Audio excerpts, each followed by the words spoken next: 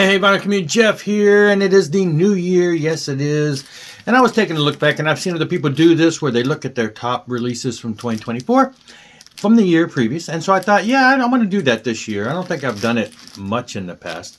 What I did is, in order to keep it limited, is I limited myself to vinyl releases that I purchased in 2024, because there are quite a few CD-only releases that I have, and maybe I'll circle back and do a video on that. I'm not 100% sure on that yet.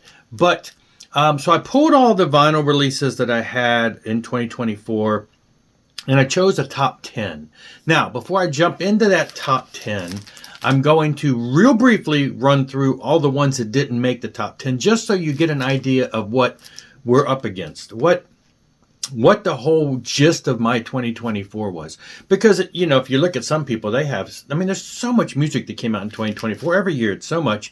And we all end up buying different styles and things. So basically, this will give you an idea of the pool of music that I was pulling from for my top 10 list. So you may say, well, why didn't you have that in your list? Well, because I didn't buy that, and I don't know why. There's one album for sure that I didn't buy. It came out in 2024, and it probably would have been near the top of the list, but I have yet to buy it. Price, timing, I don't know. So there's quite a few in 2024 that are still on my wish list.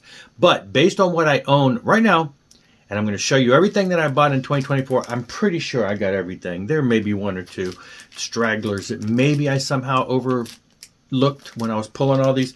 But let's jump into this. I'm going to breeze through these real fast. I'm not going to say anything really about them because I don't want to waste too much time.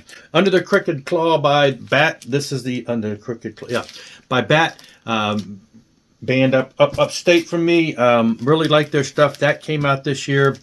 Bruce Dickinson album. Love Bruce Dickinson, love Iron Maiden, but for some reason this album didn't really do much for me, so it did not make the cut in the top 10. This one initially did, and then I pulled it.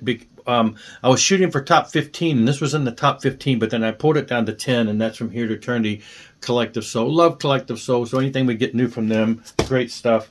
So I pulled that. This one was kind of rough because, you know, but Ecclesia Militant.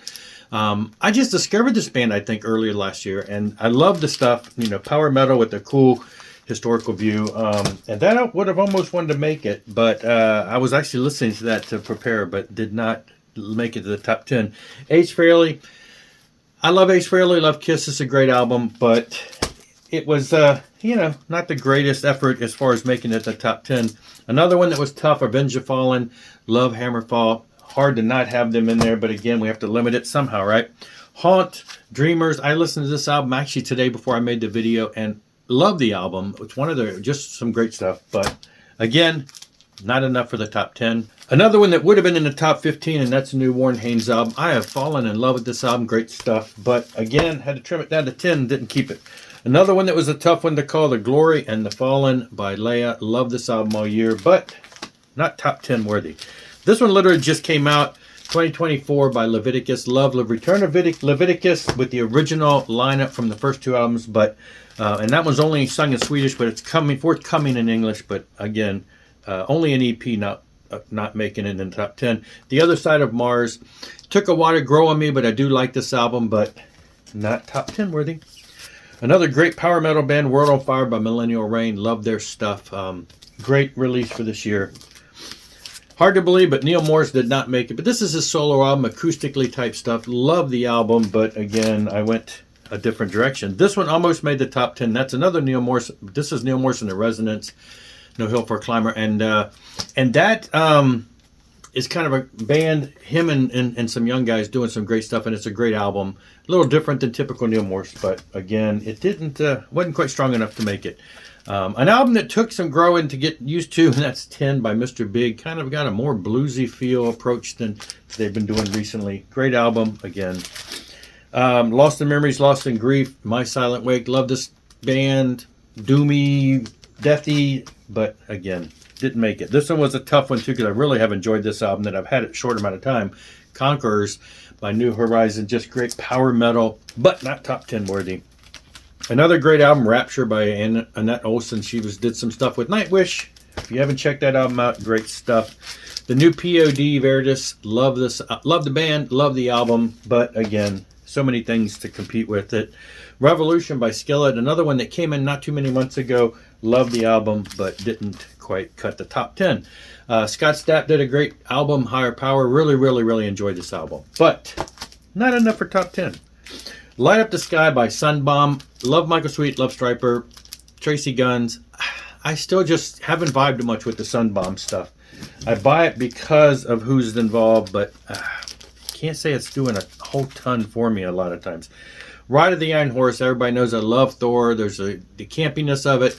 But anyway, you know, it was great to hear some new stuff from him, but not top 10. Vanek, the new one from Vanek. Love them. Horror, Halloween-y type music, metal, punky at times. Great stuff. This one definitely would have made the top 15. It was probably in the top 12. And that's a new one from Van Zandt. It's still fairly new to me. I've only had it a couple months, but just absolutely love the Van Zandt brothers, and that is a stellar release. As is the new one from Warlord. The first one post William Bean passed, but yet he screams all the way through here because there's still a lot of his material on here. Now, with that, let's move in. Those are all the ones that I didn't get into the top 10 that are all part of my 2024 releases. But now, let's look at what did make it to the top 10. Now, I got to admit, I looked at this list and sorted and resorted and sorted. And in an hour after I make the video, it probably could be different. Don't hold me to this too much, but, you know, this is just where, at the time of filming, I decided to put these in here. And so, just absolutely great stuff that I've been loving all the time. Anyway, number 10, All for the King, their newest album. Love these guys from Sweden. Have all their previous releases and just love this. This one has Ulf Christensen of Jerusalem on it. Great to hear his voice. Jerusalem also recently released a new album in Swedish that is apparently coming on English version too, but I have the Swedish version. But it was great to hear him and hear his voice on here in English. And I just absolutely love that band, and that is a stellar album in my opinion. Now, this one didn't make it too high on the list just because it's, well, Humanoid by Accept. Love the sound, love everything about them. But a lot of times it's a lot of the same, and so while they do make the top 10 and number 9, it's just, you know, it's one of those albums, it's Accept. It doesn't break any real new ground, but it's great stuff. So, brought them in at number 10. Number 9, number 8, Saint Immortalizer. This was tough. This was higher up in the list, but I kept shifting things around to be a little more realistic. This is, you know, still fairly fresh, and so have been really enjoying this. A big Saint fan since the 80s. So, but yes, well, we brought that in at number 8. Number 7 is Hellfire and Damnation by Saxon. Absolutely love Saxon. They had to make the list. Love this album. Similar to Accept, they didn't make it too high on the list only because it's just more of the same. No new ground broken, but just great to hear Saxon. Every album they have is consistently great. And this is another one that's very consistent, you know, and so I do love it. But again, it wasn't, it's still worthy to be number 7. Number 6, Riot 5.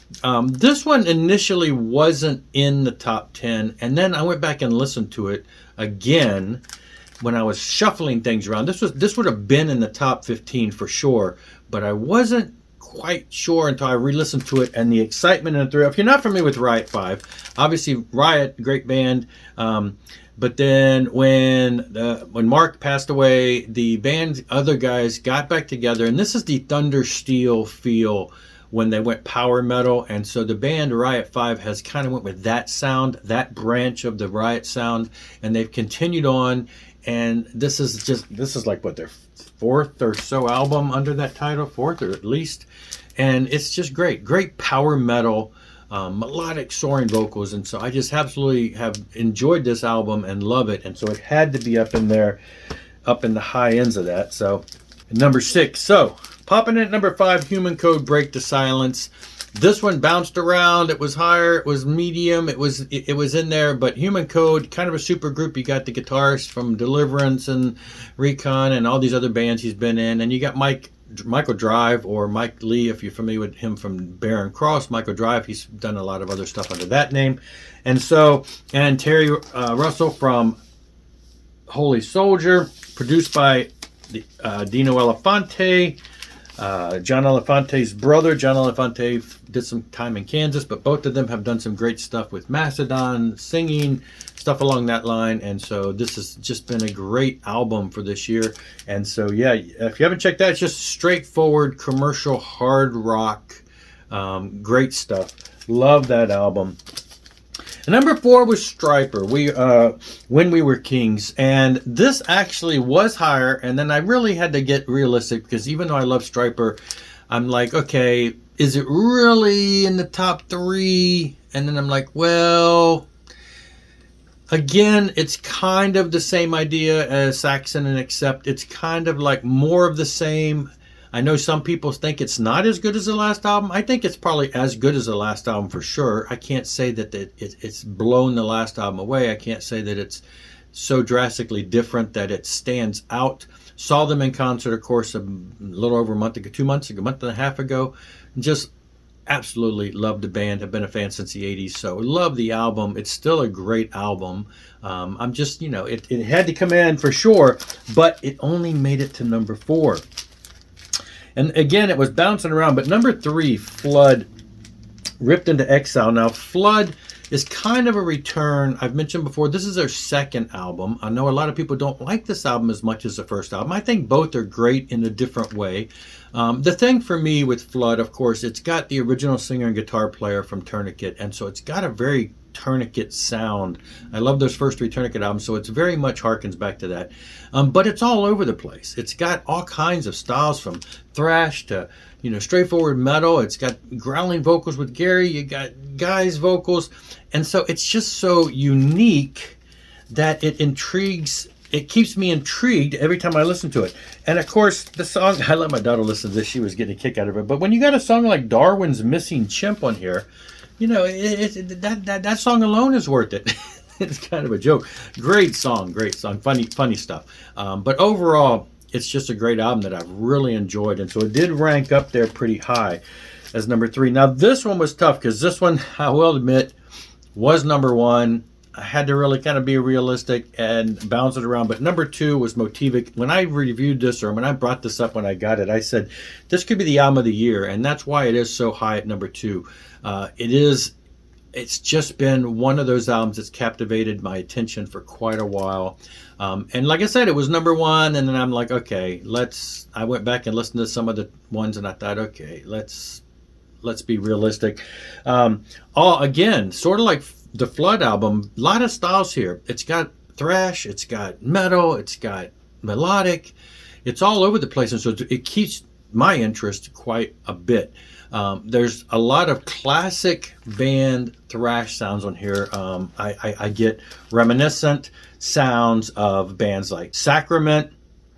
There is Betrayal on here, which of course they do a song on here with them, and they've got various singers and various styles, and so there's just Believer. There's just all kinds of these, in the thrash sounds that I was growing up with is all in here, and it's just it captivates me, and I love it from song to song, and so it had to be up there. So we ranked that in at number 2, and number 1 was Judas Priest. So I went back and listened, and it is just from start to finish just so energetic, so energetic. It just keeps you really just moving, and so I had to be realistic and say, probably one of the most powerful melodic metal high-speed albums that is just been a stellar release for the year. And so I went ahead and ranked that. It initially was at number 3 behind Flood, and then I'm like, no, maybe it should be number 2. Well, I think it's tough. So the top 3 could easily interchange. I just love those 3 albums so much. But like I said, at the time of the video, I'm like, okay, let's put this in number 1 because it's just such a great album. So there you go. That's my top 10. Those are the albums that I had to choose from. Again, there are some CDs out there. I don't think there was anything. I didn't buy any major name brands on CD, that band names on CD that would really. It's going to be a little more obscure when it comes to CD things, so I may or may not go through that. But this is the major stuff, and like I said, there's quite a few albums out there that came out that are still on my wish list. And so you're like, Jeff, why is that not on there? Because I haven't bought it yet. But I will eventually, and it'll be on another video at some point. But that's it for this one. Thanks a lot for watching. I will see you later. Rock on and rock hard.